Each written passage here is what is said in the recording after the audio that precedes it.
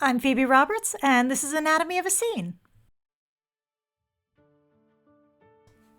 So today we'll be looking at Mrs. Hawking Part 4, Gilded Cages, the first part of Act 1, Scene 3.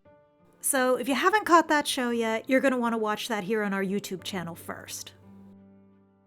This scene is the first part of the flashback section of Gilded Cages, so it has a lot of heavy lifting to do when it comes to establishing this moment in the past.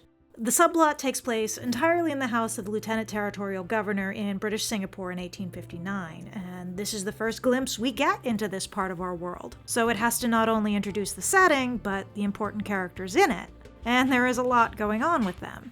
This scene is meant to let us get to know three of our main flashback players: Malaika Binti Shah, Elizabeth Danvers, and the younger version of our hero, known now as Victoria Stanton. But when a scene has such a heavy burden of exposition on it, it's really easy for the dialogue to become boring and awkward, full of things that characters wouldn't actually say to each other because the only people that don't already know them is the audience. So a real effort was made for the conversation to sound as natural as possible, with all the info conveyed as a side effect of the things that they had to say. In fact, we even made the conscious choice to leave some things purely to be inferred rather than explained, like the fact that Elizabeth is Victoria's governess, or exactly what a spot test is supposed to be. Victoria! Darling, spot test. Those things we felt the audience could figure out from context, and it would be okay even if they couldn't, so we weren't going to bend the dialogue to make sure that they were clear. The first character we meet is Malaika, a girl of Malay Muslim extraction, clearly in a position of service from the laundry basket that she's carrying. She is nervous to be caught with her keys, which she's quick to conceal, suggesting that she's up to something that we don't know about yet. Still, even when her lower status pushes her quietly off to the edge of the scene, we get the sense that still waters run deep with this one.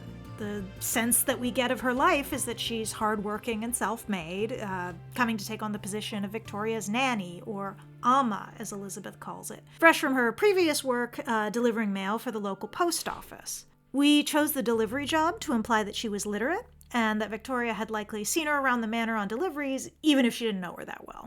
Beyond that, Malaika is clearly smart. She's able to give better answers to Elizabeth's analytical observation test than Victoria can.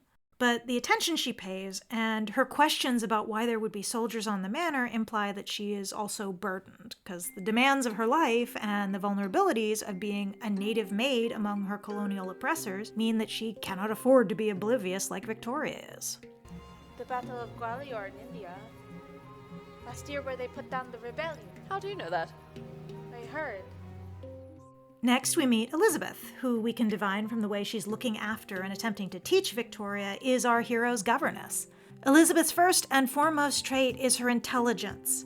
She notices everything and understands what it means, from the business on the manor to the larger implications that business has on their world. And why might the boys be marching? They're always parading about for some reason or another. No, they are not. Only for special occasions, and what is that? Including being the only person to realize that Malaika is up to something. She also gives pretty wise advice, being able to predict how situations will turn out and how people can be expected to behave.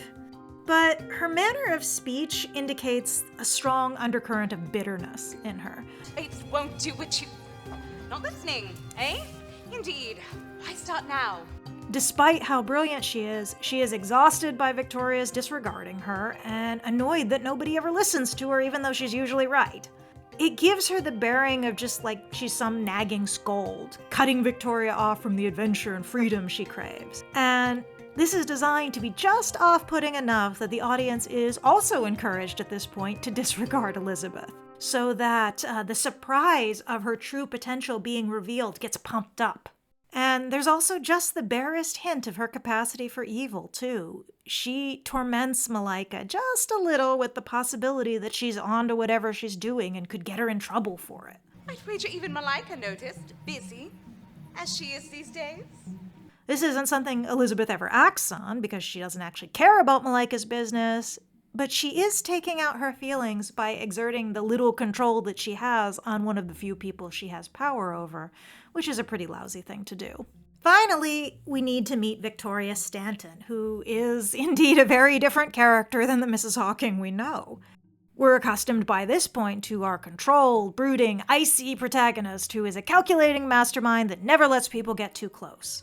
So the contrast of her youthful depiction is supposed to be kind of a slap to the face. This version of Victoria is a big personality, playing silly pranks and unconcerned with operational security, so to speak, and the consequences that may come from it. She even wears a color for the first time that we've ever seen. The impression we're trying to give is that she is privileged and mostly carefree because she's protected from any trouble for being so wild and careless because of her status as the daughter of Singapore's Lieutenant Territorial Governor. It sets up her lack of understanding of how the British colonial system has propped her up, which precipitates her failure to help Malaika later. Is it really so bad, Miss Ibaba? It's a very fine house. It's a very fine cage, is what it is. Still, we see a hint of the person she'll one day grow into with the rebelliousness, the longing for adventure, and the relentless push to challenge her skills and her mettle. It's very handsome, Miss Ibaba. But what is it? Over the faintest. I just wanted to see if I could get it. This depiction needs to feel like a shock to drive home just how much the experience impacted her, but still enough like the Mrs. Hawking that we know so that she could have reasonably grown out of this young person. We even get to see the origin of the spot test that Mrs. Hawking administers to Mary in part 2 of Vivat Regina. Its appearance becomes mimetic of stern brilliance, and it shows Elizabeth's influence on Victoria even decades later. She learned her way of thinking and analyzing from this character, showing Elizabeth's instruction involved more than just academic subjects and proper behavior. That is a lot to get across, but still, it's not enough for a scene to just establish a status quo. A well-made scene still contains a unit of dramatic action, showing characters pursuing their goals through actions in the face of conflict, which ends up changing them. And this also introduces the audience to what these characters' full trajectories are going to be throughout this flashback. Malaika is supposed to be a bit of an enigma at this point, with her hiding of the keys and her concern about the goings-on at the manor not really being explained, but it does make it clear that there's something that she's working on. We'll find out later that this is setting up her attempts to help her starving neighbors, and she's afraid that if anyone observes this, she'll be in trouble and get stopped. But for now, the audience is just supposed to notice her vigilance and her inquisitiveness and wonder just what's going on behind those eyes. Elizabeth's drive is also not immediately clear, but because of a bit of misdirection. As Victoria's governess, it's explicitly Elizabeth's job to teach the girl, and for this scene, it seems like her only concern is to sharpen Victoria's mind and to get her to look ahead to the possible consequences of her reckless behavior. But we also see a hint of her true interest, that even though she seems to be in a relatively powerless position, unable to even get her charge to heed her, she has bigger aspirations. When she suggests, You can see your place for what it is and then make your best advantage. it's because that's exactly what she plans to do. Someone who understands the world and its limitations as well as Elizabeth does knows she's going to have to work within that framework if she's ever going to become more than just a governess. And if you notice those letters that she's always working on, you'll see that she's been making efforts to further those ambitions for some time now, even if Victoria has been too oblivious to notice. Our hero Victoria at the moment, however, is indicating a resistance to change. While she's full of desires and ambitions to lead a freer, more fulfilling life than this purposeless existence that she currently has, she's pursuing it with stupid and pointless troublemaking that doesn't really get her anywhere. While Elizabeth is trying to tell her that this strategy isn't going to work out for her, she doesn't want to heed those warnings. She doesn't want to take any more care. She only wants to push her limits the same way she always has, which we can see has not really been effective. She's still bored, she's still unfulfilled. So we can see that her primary struggle is going to be recognizing this part of herself that's blinded by her privileged, consequence-free existence, and the fact that it's keeping her from living her life and being the person that she wants to be. So this scene is very important for the first steps of these characters' journey.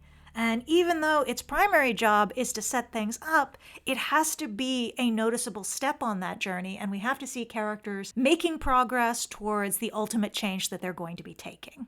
And that is Anatomy of a Scene, Mrs. Hawking 4, Gilded Cages, Act 1, Scene 3.